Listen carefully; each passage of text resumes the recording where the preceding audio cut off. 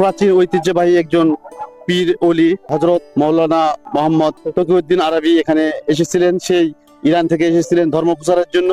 সেই থেকে এখানে একটু প্রাচীন বিশাল মানে ইসলাম প্রচারের জন্য আসার কারণে এখানে সে মসজিদ এবং মাদ্রাসা এবং এখানে বাংলাদেশের প্রথম মাদ্রাসা এই মাই সন্তোষ মাদ্রাসা স্থাপিত হয়। এই মায়ের সন্তোষ মাজার আমার যখন জন্ম, যখন আমি বুঝতে শিখছি, আমার মা বা অন্যান্যরা গর্ত করে যে এই মাজারে আসলে মানুষের মন ভালো হয়।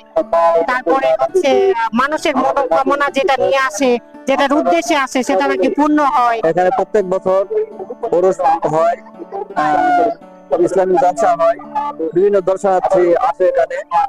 শোনা যায় নাকি যারা আসে বিভিন্ন মানত করে মাজারে দান করলে মুন্নাটা পূর্ণ হয়, সেই উদ্দেশ্যে সবাই আসে। পরিবার সহ আমরা ঘুরতে আসিছি, মেলায় আসি আমরা, ভালো লাগতেছে সবাই। জন্ম করে এখানে একটা বাৎসরিক উরুস হয় এখানে। এই উরুস উপলক্ষে আপনারা বিভিন্ন এলাকা থেকে মানুষের, নওগাঁ জেলা বিভিন্ন এবং বাইরের জেলার থেকে এখানে লোকজন আসেন, মাজার জিয়ারত করেন, আল্লাহর কাছে তারা বিভিন্ন প্রার্থনা করেন। উরুসে দেখতে আসছি আমরা, তো ভালো লাগছে এখানে অনেক লোকজন।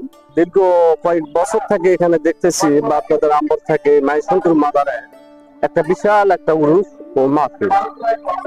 তো এখানে দেখা যায় অনেক ছেলে পেলে এখান থেকে কোরআন শিক্ষা ও তেলাওয়াত করে।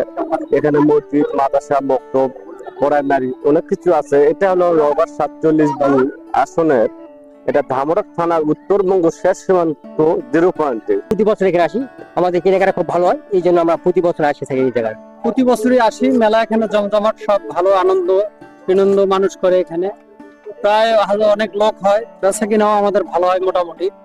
তো অনেক এলাকার মানুষ এখানে ভাঙ্গি আসে, মেলা মোটামুটি ভালোই চলে।